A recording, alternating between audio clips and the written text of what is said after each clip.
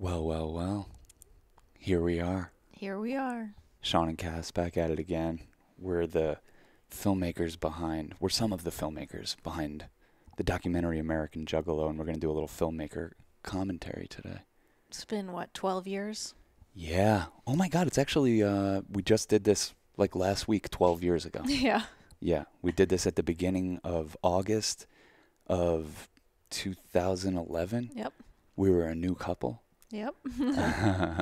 This was our second movie we were making together, and this took place in Cave-in Rock, Illinois, at the gathering of the Juggalos. Stacked lineup. Who do we see? Vanilla Ice. We saw Vanilla Ice. We saw George Clinton and Parliament Funkadelic. We saw Ice Cube played there. It was a bunch of. It was fun, but going into it, the one thing I said to the crew was like, we're not really going to be concerned with what's going on stage. Like, I feel like it's a waste of our precious time here. There's too many fucking good subjects to be sitting there filming whatever's going on stage. And for that matter, I could admit I've never really even heard Insane Clown Posse. Really, At this point. At the point we were going to make this movie, it was very much inspired by headlines from the previous year's Gathering of the Juggalos, where this reality star Tila Tequila had gone in there. Yeah. And I don't know what the hell she was doing there, but she went out on stage and people trashed her and threw stuff at her and everything. And it was just, it was in the media. And it was just a strange story. It was like pee bottles and stuff, so Yeah. it definitely caught headlines. Yeah, and it got me thinking about Juggalos again for the first time since like 1999 when I got spooked on them by a Nightline report. On ABC Nightline, they did a thing about Juggalos, and I was like, these guys are fucking terrifying. And then I saw the Tila Tequila thing, and I was like, damn, they are terrifying. But part of me was like, they couldn't be all bad. Like, Yeah. They're twisted jokers. There's something interesting going on here. And I came up with the title American Juggalo, and that was really the driving force behind it, was the title American Juggalo. On our previous film that we were shooting, Stray Dog, we were working with the same team of cinematographers, Hillary Spira and Jeff Powers. They've gone on to much, much bigger things. Yeah. You can look into their filmographies. But we were making a film called Stray Dog, and they said, what's the next one? And I just wanted to have something to tell them to keep the momentum going. So I said, the next one's American Juggalo. And they just started crying, laughing. And they were like, what is it? And I was like, I guess we'll go to the Gathering of the Juggalos and see what's up. And this movie was like highly inspired by Heavy Metal Parking Lots, which was a film from 1986 made in Maryland about a Judas Priest concert. And I figured we could just do like the modern cinematic version of that and go into this subculture that I was scared of. And here's what we made. Okay.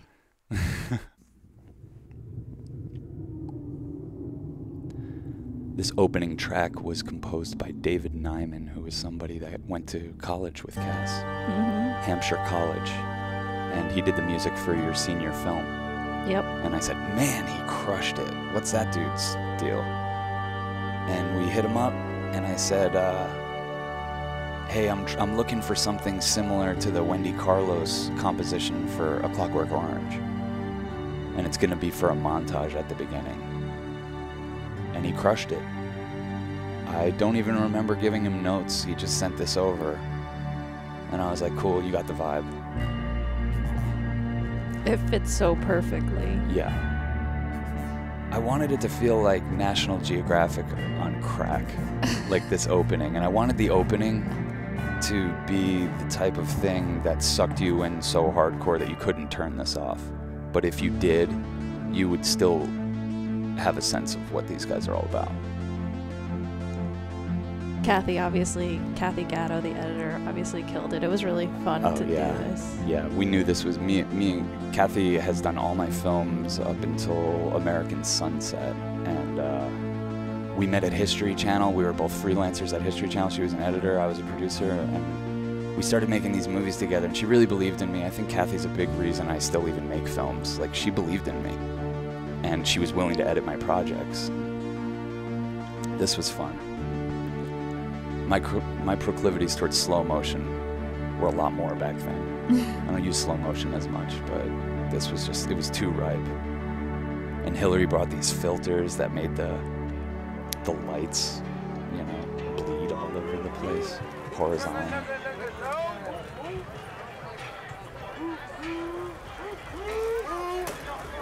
This was the first shot of the whole thing. We just took the camera out in a crowd of people, and this was the first thing we shot. We had 2 cameras on this one, and I'm glad we did. We had one on an 85 millimeter lens and the other one on a 32, I think. I'm just telling for the nerds. 35. People appreciate this stuff. And we shot it like fake anamorphic. We didn't have anamorphic lenses, but we taped the monitor, so we kept everything in this wide frame. And the camera was the Sony EX1. That's one of the biggest questions we get on our movies, what camera and lenses. And I usually say it's the wizard, not the wand. What do you guys love about being juggalos? Partying, family. It's like being home. This is home. We can get fucked up and don't have to worry about it. We had to go to the guys at the TP, you know. Juggalos, my motherfucking family.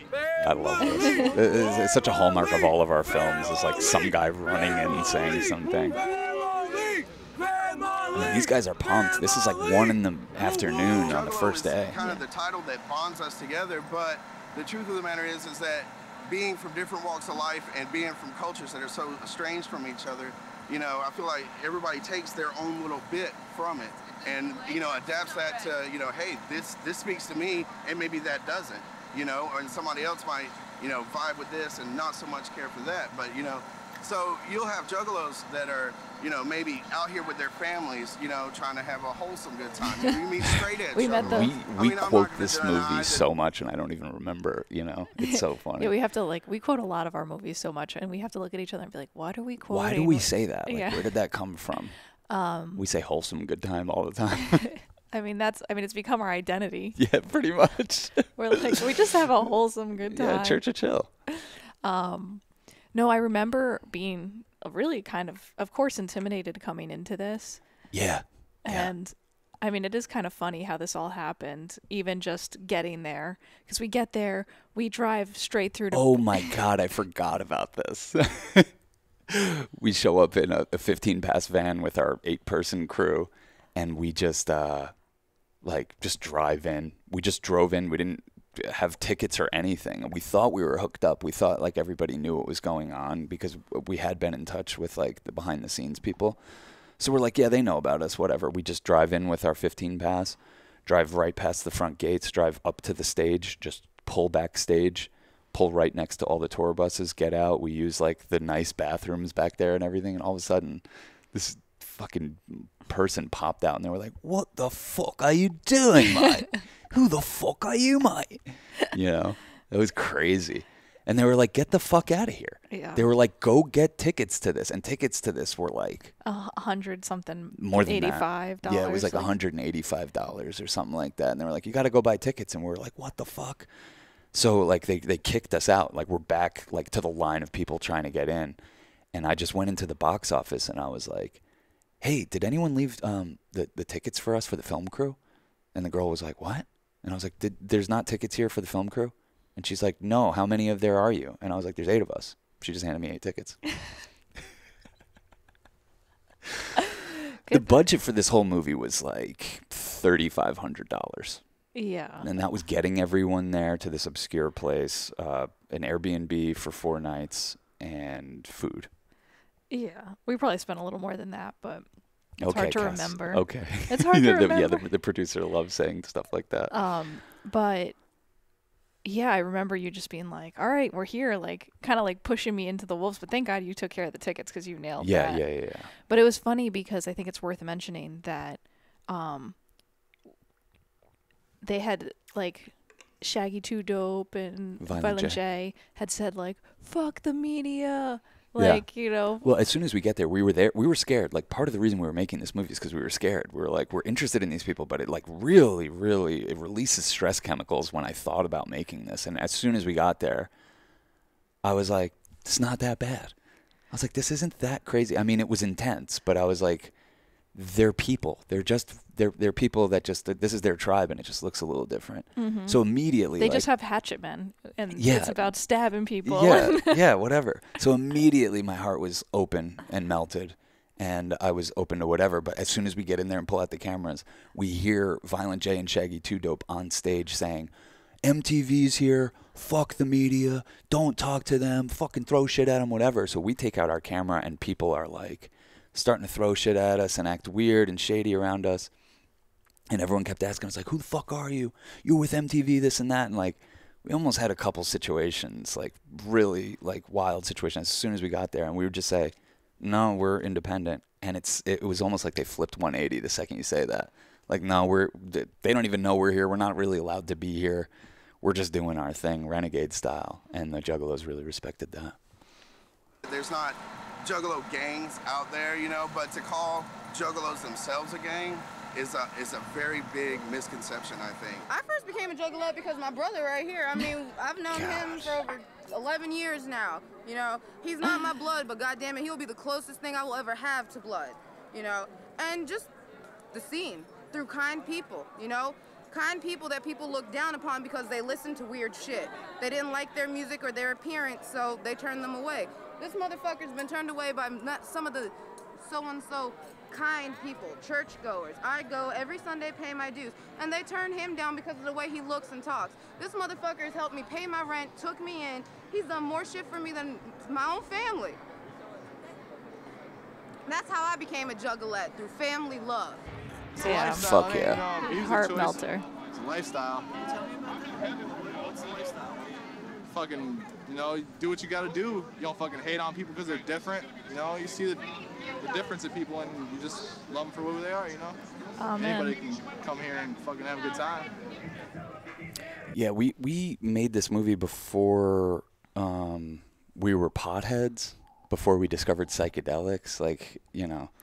I feel like this, if I could say 1 week of my life has been informative of who I am today, it was probably making this movie. Good point. I mean, it changed our life in so many ways. I mean, I was a born Juggalette, like chill motherfucker who just wore like sweats. Loves nitrous.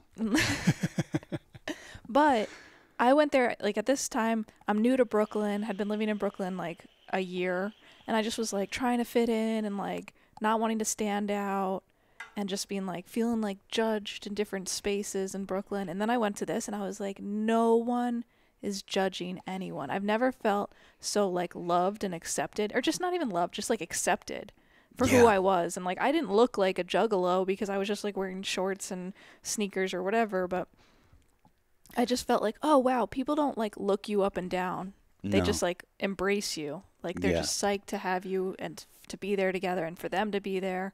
And it was just like very eye-opening as far as like how people could be and the kind of people that you would want to be around. And the fact that there are people like that, you're like, oh, the people who do look you up and down, you don't care about those people. Yeah, when you get there, you feel like a chip off your shoulder that you didn't even know was there. And you're like, damn, I'm carrying this weight around through my life in New York City. Is this necessary? Yeah. Does it all have something to do with what I think people might think about me? Yeah. Because these guys don't care, and they seem more happy and joyous and present than anyone I've ever met. Totally. So we learned a lot from that. As soon as we got in there, we were like, we're Juggalos. What the fuck? We might not be into this music, but this is like who we are. It's the lifestyle. Yeah, this girl. This is. We were just rolling around the campsites, and this is. God, this is the middle of day one.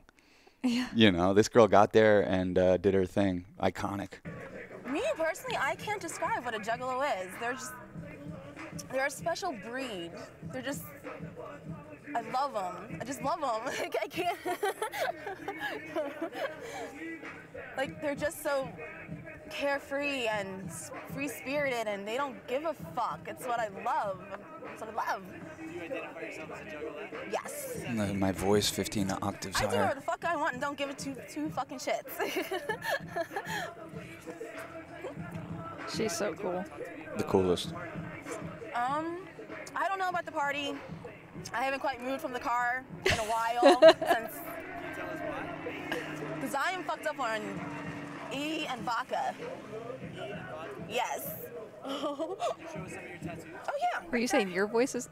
Yeah, my voice sounds. Yeah, this is before I was an everyday pot smoker. This is like Yeah, on this trip we would smoke pot, but I wasn't high during making this. This is crazy to think of now because now I make our movies like in commercials on acid, on fucking mushrooms, on whatever. So you were like 30 when you did this. Yeah, I was 30. You were 23. I was 22, 23. Yeah. You were 23, and yeah, again, we just didn't have a lot of experience with drugs. The only drug I had ever done was pot. So I remember acquiring some pot. Oh, we have to tell this story towards the end. We would acquire some drugs at the end of the day because there's an open drug market at this thing called Drug Bridge, and you could get literally anything there. So you know, everyone in the crew was doing a little shopping, but I remember it was a big deal at night that like, hey, we're gonna roll a joint and have one. And Frank, the sound guy, shout out to Frank Turbay, a friend of mine from high school who came out to do sound for this, was the only one that knew how to roll a joint. Oh, I and feel it, bad. man, did it take him time to roll it Because too. he wants to do it right. He wanted to do it right, but man, I would look forward to those joints so much. This was the beginning of me starting to loosen up and become a pothead.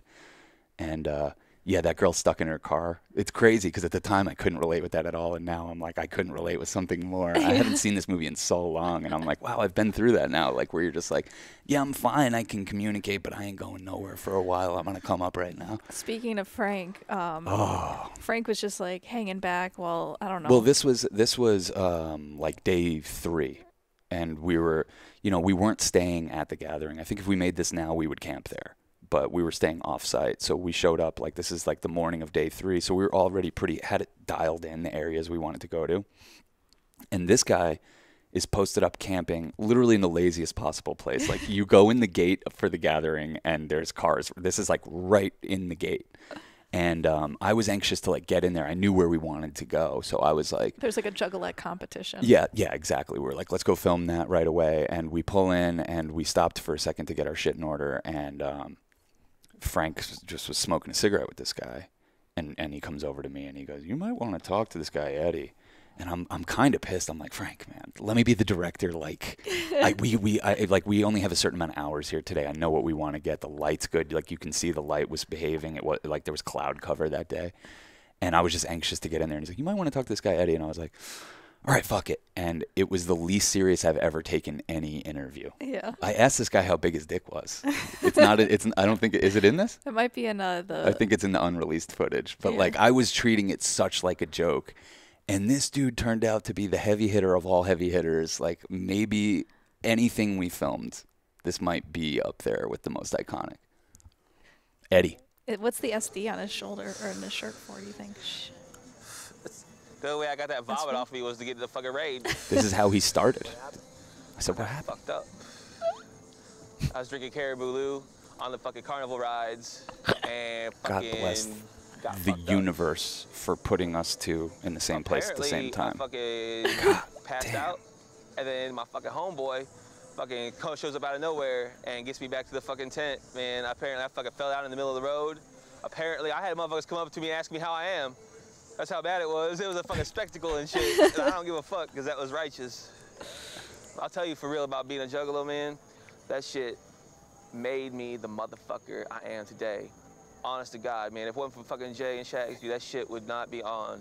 I would be, I don't want to fucking think the kind of motherfucker I'd be. I grew up to be a fucking decent, fucking good-hearted, good-natured motherfucker. I'm a fucking nice person.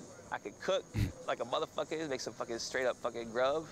Fucking chicken fried steak, fucking collard greens, fucking mashed potatoes, all that fucking good-ass sausage gravy, biscuits, fucking everything, man. I cook like This is my favorite stuff is when you're talking to someone and it just starts drifting into other territory and you're in their mind. Like something about the question you pose, like really just kind of made it safe for them to drift wherever. That's I live for that. And Hillary and Jeff, again, the cinematographers, killed it on this. This is Jeff with the wide shot. Hillary's in the 85, so anytime we pop in, and Kathy killing it on the edit, making everything so smooth. Motherfucker, I want to find a skinny ass little bitch and make her fat, and we can lose weight together, and we'll bond. That's what we did. My name is Maniac. First year of gathering. This was actually in order of how we shot it. This was like literally after we got that thing with Eddie, I was like, that was actually fucking great. Yeah. Okay, what else we got? And she was standing right there. She's like, what are you guys doing? And like, she said she wasn't on any drugs, and I'll take her word for that. But man, she felt like she was. It felt like she was on a little bit of ecstasy. Me and her had a little bit of a flirt going on. Nice. This is my first juggle at love. There's a picture of you guys together. I know. What's up? Tell us about yourself. About myself, I'm a happy motherfucker. Living life day to day, doing my thing. I love her. You're not the only one. Maniac. Being happy, doing fucking shit that she loves to do. Being crazy, making family, being happy. Yeah, most people think I'm on drugs because I'm always happy. Are you on drugs? No, I'm not. I'm high on life. My voice is gone because I've been screaming so much. So much fun times here and family love. I mean, who else would you want to be than someone like this? Yeah, like if you watch this and you're like holding judgment in your heart for this person, it's like, I'm sorry. It's on you. Yeah, you don't see it. She really is having the best life of her lives right here. Yeah, and what's wrong with you? Are you serious? Oh man, what I love to think about this is it's a puzzle, and each of every one of us is an individual piece that puts a big picture. And once we're all together, it puts a big picture. It lets us to see the big picture. Yeah. I'll tell you what a juggalo and a juggalette is someone who's down with the clown until they're dead in the ground. That's what's up. Hell yeah. Oh my God, this scene. This was a wild one. We were just walking around and we rolled up on these guys and they're like, "Oh, what's a camera for?" And we told him, and he goes, "I'll spray paint my face." And this guy was dating a girl, and the guy spray painting his face is the girl's her baby daddy. I know. So I don't know. Talk about family love. Family love, but I don't know. There might have been a little trickery going on here, because like to spray paint someone's this is ill-advised on every level. We didn't see this guy again. This was on day one, and we never saw him again. And I was worried about him. I was like, is he okay? Oh, because man. right away he was like, I think this was a mistake, and I think the guy doing it kind of didn't care, because it's like I don't know. They seemed like they were brothers. Yeah. Damn, he's like freshly shaven. There's cuts. Ugh. This is hardcore. He can't breathe. It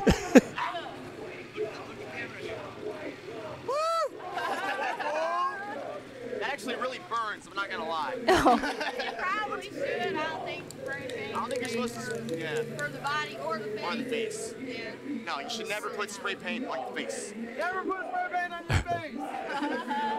Oh. But fuck it. They got that far. It does look fucking awesome though. Currently, at the moment, I think last time I checked, I was tripping pretty damn hard on some good mushrooms. Right now?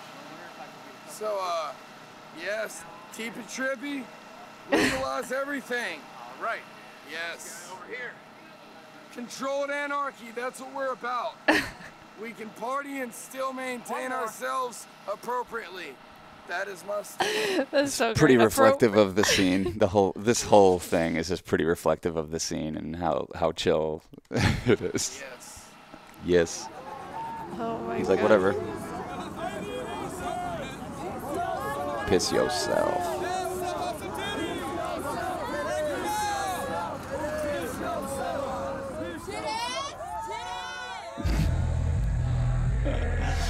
Some essential B-roll. Try to put these little segments in here to just paint the picture a little more vividly for people. I've been here since Friday night. I've probably done 1,000 whippets.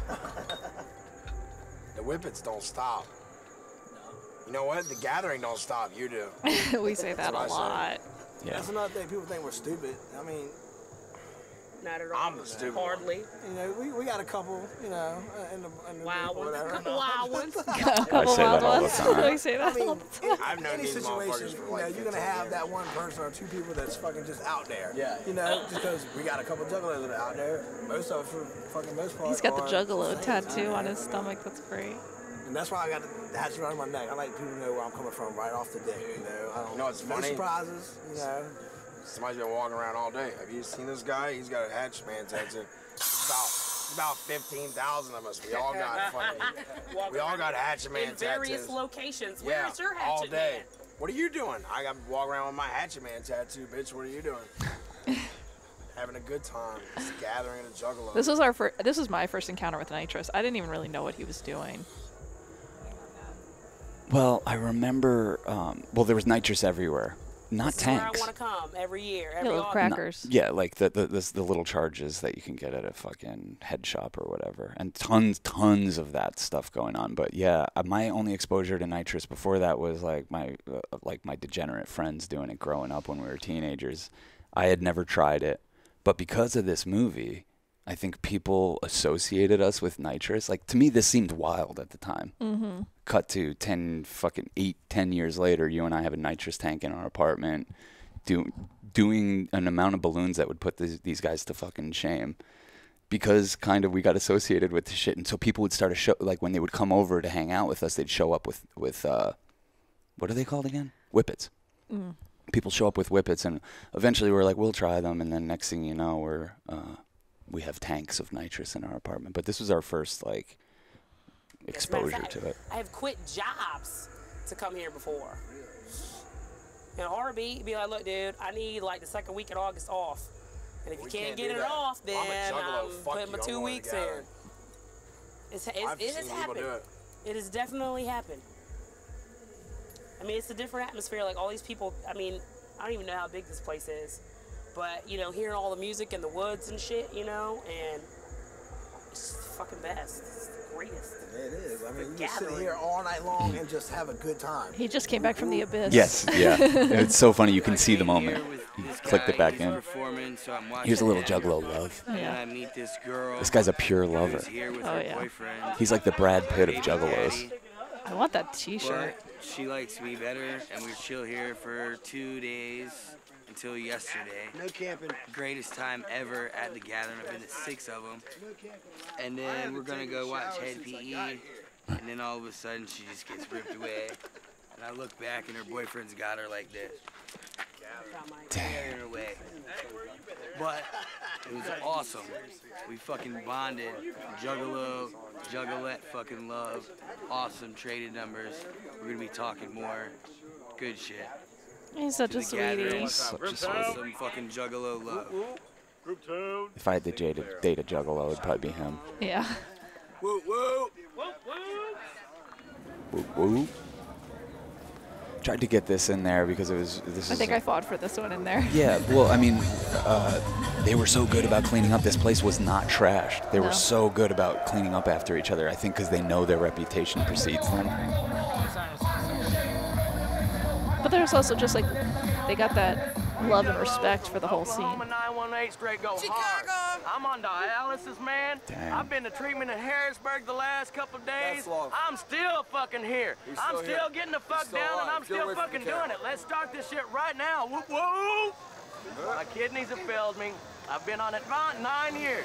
Damn. Waiting on a kidney transplant. I have a rare blood type. I can't get a transplant right now. So, it's just a bad luck story, it's all it is. I'm getting back on the transplant list now. Hopefully I'll live another 5 years so that I can get a transplant. If not, I'm gonna live life the best I can right here with the people I love. Life. This is great. It's something special that you can only have one time. Enjoy the shit out of it.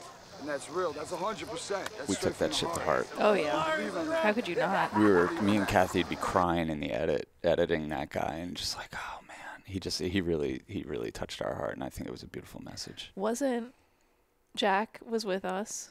Yeah. Because we had Jack and Colby, who came out as like my friends. our I brought a couple of friends just as muscle. Shout out to Jack and Colby because they really helped us get this movie made in so many ways. They were helping us with releases. They were helping find subjects. Oh yeah, they were hyped up, so they'd go and like into the woods and be like, I found a guy to talk to. Yeah, you know? one of the days, like I've never taken Adderall or any uppers, but they had some Adderall and they took Adderall, and thank God they fucking did because they made this movie. Like one of the days they just took Adderall and ran off and fucking found all these people in little pockets that we hadn't gone into, and yeah, our friend Jack's, his wife, Julie, was getting a kidney transplant at the time, which is crazy. She's had 3 kidney transplants, and that was, I think, was that the first one? I think. If I'm wrong, I'm sorry, Julie. But, yeah, it was just very cosmic wink. And then my man here, a little alcohol and explosives. Motherfucking Juggalos. I love this place, and I love you guys, and you guys, and you guys. We have alcohol, and we've got explosives. Let me show you how great we are. Put the beer down.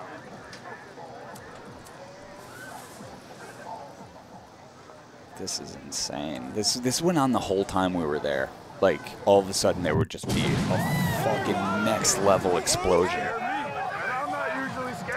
I say that all the time. I say it too. It scared me. I don't I'm even up here scared. all fucking day doing the same shit, drinking and blowing stuff up. This kid's the man. Yo, peep it. Peep You it. would go from leisure to seizure the second you peeked into my freezer. This Judge is a a tough bitch one. by whether or not I'd eat her. If I would, I'm eager to leave her stitched This and is, fever, 'cause the slut with a cunt shut me. Nobody This is beautiful. This guy's reached out since then, and he appreciates that he made it in the movie and everything. But this was a tough one in the edit. Like, should we put this in? You have to. That's what I kept saying. I was like, I think we have Fix your to. fucking lip with my fist. Rip out your rib player like the creator when he made bitch. And I ain't here to make hits. I'm here to fuck minds like God telling Abraham his son must die. A gun is not a knife. With a Beautiful. knife, you can surprise your I love victim, when slice somebody and rip my eyes naturally still looks wide. to the camera Still too. high, get It's high not something twice I ever 'cause try I'm to bipolar. direct Fuck people you, we towards, stuck but on when my they side start when your doing it, life's I'm over. like, That's my Give me favorite. that yeah, white I kind of cola, love bladder it. a twice dip. My mind flips the crisis, trying to find where my knife sticks. Die, bitch. Slips out my lips while I'm fucking, and after the dick, the broken broomstick gets shoved in. Whew. Okay, so I think this is like, but it's like a perfect reflection of life. It's like people who are willing to look at the darkness and embrace the darkness and celebrate the darkness in a way of like, because I think a lot of people who end up at the juggalos are, you know, they've gone through some hard shit in their life. Yeah, there's like 1 or 2 juggalos in any given town. And, you know, they're thought of as the biggest losers of those towns. Yeah, but it's like maybe they didn't have money and then they found this community or whatever it is. Yeah. But it's like, or their parents were fucked up or whatever it was. I'm not saying everyone in the Juggalo community had that, but everyone in life has that. Yeah. Some sort of dark shadow. Yeah. And the people who look at that shadow, celebrate the shadow, embrace the shadow, are Dance the ones with it. dance with the shadow, are the ones who like can exude so much light, because when you look at the darkness, you know, like there's no dark without light, there's no light without dark, and it's like we're all so balanced. And I just really appreciate, I don't know, it just made me really appreciate what not being scared of the darkness can do for people. Yeah. You know. Anyway. Getting a little night vibes here. We're here for the family, man, for everything, dude. Love these guys. Yeah. Family, for the music. Something draws us This would be us if we're juggalos. Totally. Get away from the kids for Get away from the One day kids a for a year, little. we look forward to this. What? So you guys have kids together or what? Yeah, we got 2. My daughter's Lotus, she's 7, and my son is Silas, he's 4. What are y'all doing tonight? Just hanging right now. Well, we just, you know, drank a little bit. No Probably sure? get all stoned and smoke not some tonight. hash and fucking chill, and then do it all over again the next day. And what happens Monday? Back to reality or what? Yeah, drive back Drive home. back 22 hours. 22, yeah. Whoa. Yeah. Beautiful shot.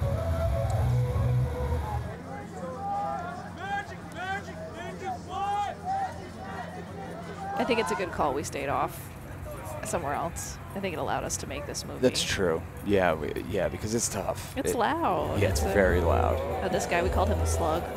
We just kept seeing him. He was And he was walking around like that for 4 days. Oh, yeah. Just about at that pace, really never stopped moving. My name is Ashley. I'm from Muncie, Indiana, and this is my baby, Amelia May. That's my baby. Fucking 6 months pregnant, I'm fucking rocking in with the homies, you know, shit. There's an interesting story behind this. We had shot, me and Jeff, like Hillary went off to, probably with you, to get something, and I was with Jeff, and we came across this, and I was like, shit, all right, let's just do it. Let's do it now. And we shot this interview with her, and it was beautiful. And it was like, to me, we were walking away from that interview, I was like, we got the movie. I was like, we just such a core sample of what this is all about. This pregnant lady smoking and saying she wants the fucking juggalos to raise her child. I was like so psyched about it. And we're back at our place later that night, and I was like, we're downloading the footage, and I'm like, can't wait to see this shot. And some of the crew had taken some mushrooms, so they're on like a mushroom come up, and we're all having fun. And I sit down to like look at the footage, and everyone's gathered around, and we see basically Jeff, no fault of his, this happens, but he double pumped. Yeah, because also we had the black over the record Yeah, you couldn't area. see when you were recording because we had the tape over it. It's amazing it didn't happen more often. I know that this is the one double pump. That's what it's called. It's basically when you're recording when you think you're not, and you aren't recording when you think you are. So we're basically sitting there. Jeff's on mushrooms, and we're trying to look at the footage. And I'm like, pull that clip up first and foremost. And we just see a shot of him walking over and a shot of him walking away. And he just, like, his stomach dropped out, and he was having a hard time. And I immediately just went into, like, who cares? It's okay. Whatever. We'll figure it out. But he was, like, super bummed about it. Yeah, because he was really psyched too, yeah, obviously. Yeah, but we still had another day to shoot, so we came in the next day, and the first thing we did was like, let's go see if we can find her. And we went over there, and this time we had 2 cameras, so it was even better. And she was like, yeah, cool. We found her right away. With the same people were with her. And she was like, yeah, I'll do it. Yeah, I'll do an interview again. And I'm thinking in my head, I'm like, damn, she was smoking a cigarette during the last one. And that was kind of like crazy and hilarious and telling. And I didn't even ask her to. She just lit up a cigarette and started talking. So we got an even better, like we rarely get a second chance at doing something. We got a second chance to do this, and we got it even better. And she said the same thing both times. Another generation of ninjas? Yes, definitely. Definitely. It's a That's her mom. That's her mom in the middle. Next generation, and it's going to be fucking sweet, you know. I mean, we're going to keep it going. We're going to keep the old shit in there. Our village is Juggalos. It takes a village to raise a child, and this is the village I want my child to be raised by. Whoop, whoop. Whoop, All whoop. right. I was straight edge before I was a juggalo. Straight edge juggalos. Like, it was a little bit weird because like a lot of the juggalos smoke weed. I started being, when I considered myself a juggalo, and I started telling the juggalos that I was straight edge, they just accepted it. I don't come here for the parties, I don't come here for the music or the rides, I come here for the family. And everybody just accepts who I am and what I do, and I love it a lot. I couldn't ask for a better lifestyle. Everyone here has a job. All of us have jobs, and we're all straight edge. I graduated from college, I graduated from high school. I just lost my job, but... I'm a manager where I work. I'm a manager also at my job. We say that all the time. Another thing, I don't care if you... Can you imagine going into this completely sober?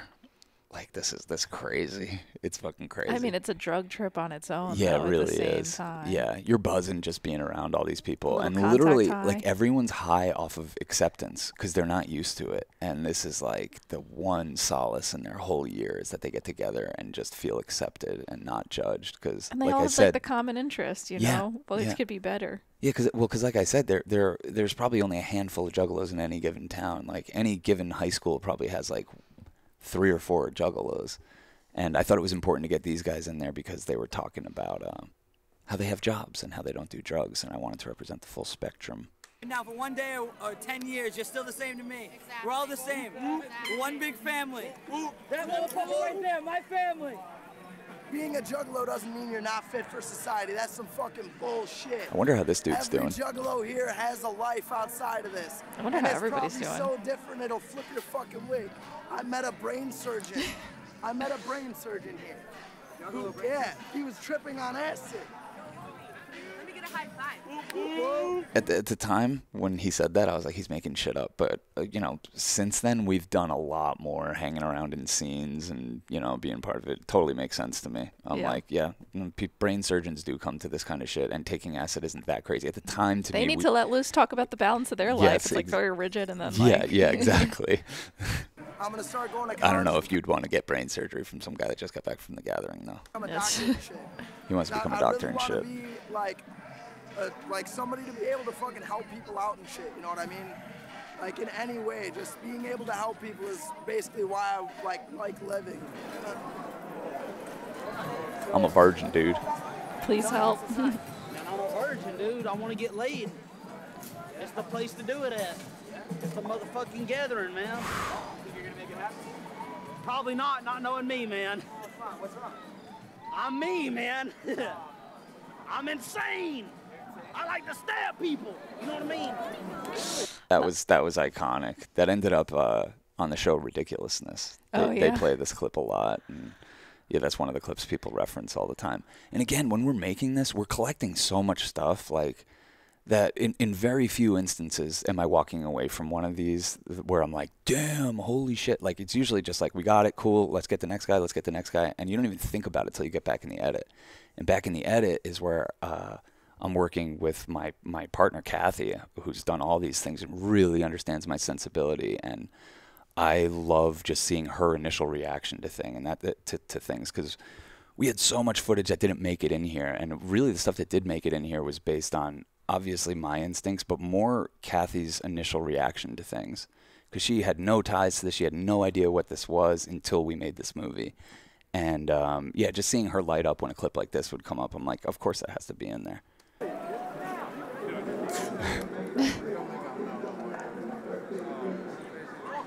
Fine. Hell yeah. He's spraying all of it.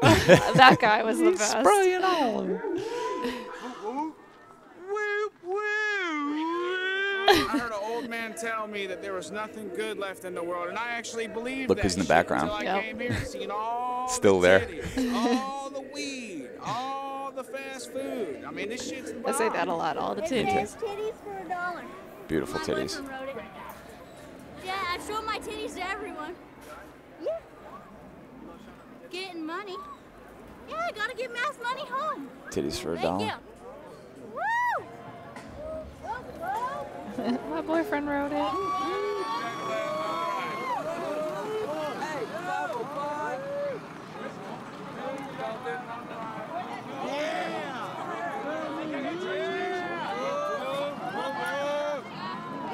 We never ended up on that bus, though. No. It was just circling the thing the whole time. Mm-hmm. People get on and off as they please. This is a cool shot.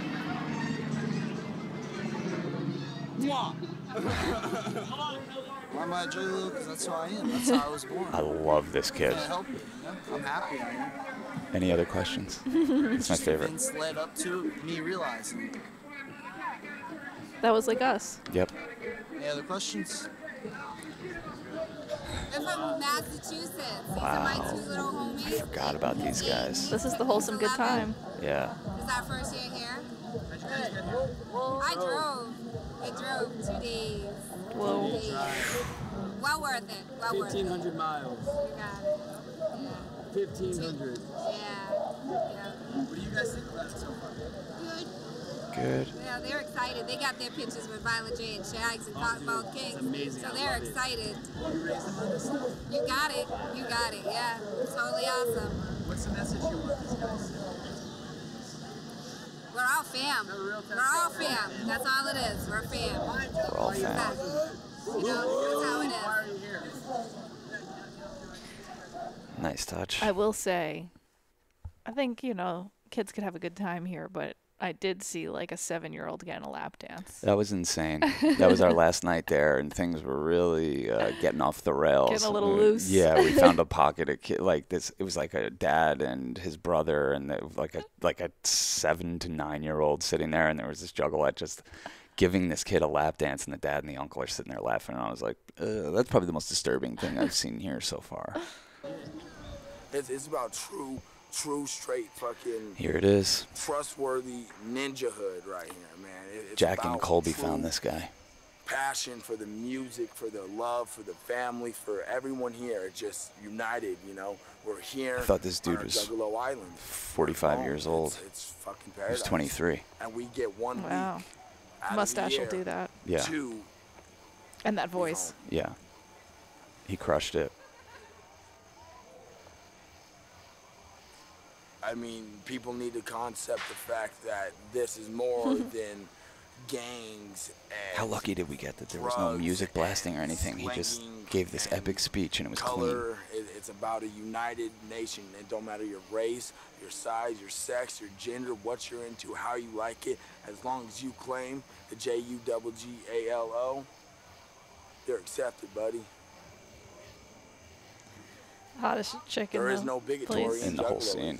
We are not a bigot. We are fucking family through and throughout. It's about inside, not outside. true life is inside your soul. I am a juggalo. I'm an American juggalo. Whoa, whoa. Whoa, whoa. Whoa, whoa. Inside your soul. I mean, have true words ever been spoken? Little Misfits.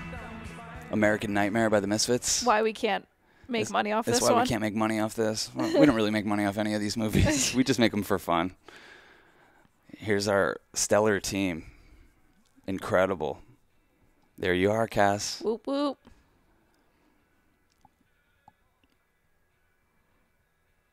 That's our friend Colby, who ended up executive producing Oxiana. Yep. David Nyman, shout out for that beautiful piece of music at the beginning.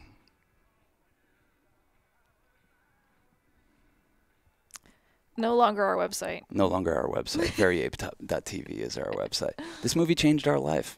It's kind of wild when you think back, like this silly little thing that we went and did on a whim. I knew it was for months ahead of time because I remember your film, The Bowler, was at different festivals, and we would go to these festivals, and it would be short film, and it'd be all like portraits of older men, like one old man, doing some sort of craft thing. Yeah. And I think that you kind of kicked that off with the archive. Yeah. And I was like, damn, we're going to rock the festival circuit's world with this, going from just like focusing on an individual to like a whole scene. Yeah. And it really did. And I mean, it didn't really. We didn't even play festivals. We didn't really play festivals, but. I tried for, I submitted this to Sundance because my first film had gotten into Sundance, and I was like, this would be worthy of playing there. And they said no, but then one of the programmers took me out for drinks and was like, that was the best thing. It was just too long. Like we got three other. It's crazy that 20-something minutes is too long. Well, we knew when we were making it. I was like, I know I'm making something in odd length, and this really informed like the rest of our films in terms of like, just make them the length they need to be. Don't worry about them becoming a product or fitting like, oh, is this a short or is this a feature? Is this a micro feature? Well, who cares? Who cares? It's for the internet. And this wasn't really for, film festival audiences or anything like that. No, it was for the internet, and it blew up right away, and which was awesome. It's so weird that I was tapped into the feeling of what this could be or what it would be as we were making it. I was like, this is a lot of people are going to see this, but I really don't think I had any idea because we finished this, and this is how it's gone with a lot of our movies. Like I'm sitting with Kathy. And we watch it down, and we're like, we have no changes. Like that's how we make the movies. We make it, we watch it, we're tons of notes, then redo it, tons of notes, and then less and less notes, and then you watch one, and you're like, I don't have anything to say about this, and showed it to you, and you were like, holy shit! And we just put it on the internet that day. I think it was September 26th, 2011, about 5 weeks after we got back from this. And our life changed overnight. I wish I would have been on Twitter back then because it totally blew up on there. And I probably could have garnered more of a fan base that we could have sustained, but I didn't know what I was doing back then. And we put it out, and I don't know. With all of our work, and I suggest this for anyone trying to make films, it's so hard to get noticed. You have to just make something undeniable. Thanks to all the Juggalos who shared their. Oh my God! Thanks to the Juggalos, the whole community. Thanks to ICP. Thanks to their management, and all the people that watched and shared this. Like it's been the joy of our life since making this. That when it comes up, people being like, "You fucking made this," and then telling us some story about how they watched it with their friends or the first time they saw it, and. I don't know. This film has just come up so much in our lifetime and time again, and thank God we love it. I love it. Thank God. I mean, we are it. You know what I mean? Yeah. It talk about the movies making us more than we make the movies. Yeah, it's so us. It just not give a fuck and have a great time. Like that's my ethos now. Yeah, exactly. Yeah, and this led us right into making our next film was Oxiana, which was our first feature and heaviest film that we've made by far. And when we went to make that film, we weren't even going to make that film. When I stumbled on the town that we made Oceana, West Virginia, the first person we met was a Juggalo. And he was like, "You guys made that?" And he took to us because of that. And about 20 minutes after meeting him and hanging out with him, he was like, "Can I just tell you the real thing that's going on here? Everyone here is hooked on dope. I am. I need to go shoot up right now." And he shot up in front of us. And he said, it's so bad here, they call this place Oxiana. And as he said that, I was like, that's our next movie. We're going to have to come down here and figure out what's going on. So, and the first shot of Oxiana is a guy holding up a Hatchet Man shirt that his dead brother used to wear. And I thought that was like a nice way to transition from this one into the next one. And starting that film with the symbol of like an empty shirt on a coat hanger. You know, a life that can't be lived anymore. We'll have to do that one soon. Yeah, we'll do a bunch more filmmaker commentaries. You know, it was a crazy thing that happened to us on the making of this one. So like I said, there was Drug Bridge there. And it was like, wow, when are we getting access to all these drugs? You know what I mean? Let's get some stuff. So I think it was the last night when we were leaving there. And this hadn't happened in previous nights. Like I said, we went there 4 nights, and the last night when we were leaving, we were all stocked up. I think between us all, we had weed, Percocets, mushrooms, Adderall, and a couple other fucking weird ones. We were just stocked with drugs, and we're like, cool, let's go back to the place and party. And as we're pulling out, we just seen a line of cars, and the cops are searching everyone. And they come right up to our car, and they're like, what's your deal? And we're like, oh, we're just media. We're not even involved with this. They're like, we don't care. We're searching you. And I was like, trying to pull the like, well, I know my rights. Like, you're not searching me. And they were like, okay, cool. You could do that. But we're going to bring a drug dog. And if it hits, every one of you guys is going away right now. And we're like, fine, fuck it. You can search the car. And for some reason, they turned their back for a second. And I just turned to everyone and said, whatever you have, keep it on you. And everyone kept whatever drugs that they had acquired on them. We all got out of the car, and they start searching the car. And before they even do, you're like, is there any way that we can just like give you guys like $60 and get out of here? I was like, don't try to bribe a cop, Cass. Like, you're 23 years old. You don't know what you're saying right now. I understand you're trying to do the right thing. So we're just playing it cool, and they searched the car, and fucking thank God they didn't find anything except a fucking old, empty, crushed Bud Light can. And they were like, open container ticket, $120 fine, and you have to pay it in cash right now. Which at the time I was just like, cool, let's just pay this guy off and get out of here. But that was the shadiest shit ever. So shady. The shadiest shit ever. I never got an official anything about it. I handed $120 to a cop. Yeah, they were shaking down people. They were arresting people right in front of us. But totally. I mean, it's kind of the plight of the Juggalos. It's like everyone knows their reputation. So when ICP comes into town or when they throw a gathering, they descend on these people like they kind of used to do and still do to the deadheads. They say that we know that these people are fucking poor. We know they have drugs, and we know we could shake them down, and they do it. Yep. And that's how Juggalos ended up getting classified as a gang by the FBI, because a lot of these local police departments, you know, there might be 1 or 2 Juggalos in town, but if they're qualified as a gang federally, they get a lot more money. You get a lot more funding. You can say, hey, there's a gang in my town, and meanwhile the gang is 2 Juggalos, 3 Juggalos that have Hatchet Man tattoos. And so we've talked to people since this that have had their kids taken away because they had a Hatchet Man. They got pulled over for speeding. They had a Hatchet Man sticker on their car. And it's like, oh, that's gang related. Now we can trump up these charges and we can take your kids away. So be careful judging people, because if you judge people harshly, the powers that be will feel that, and they will take advantage of that community. And yeah, we wanted to try to just make something that represented them well, that they were proud of, but that was also like fun and funny and entertaining. I think a lot of the documentaries at the time, and obviously since then, have just been very self-serious. Not our films. We influenced people to go to the gathering. Yeah, we did. A bunch of people went to the gathering because of this, and with mixed results. With mixed results, let's just say that. Yeah.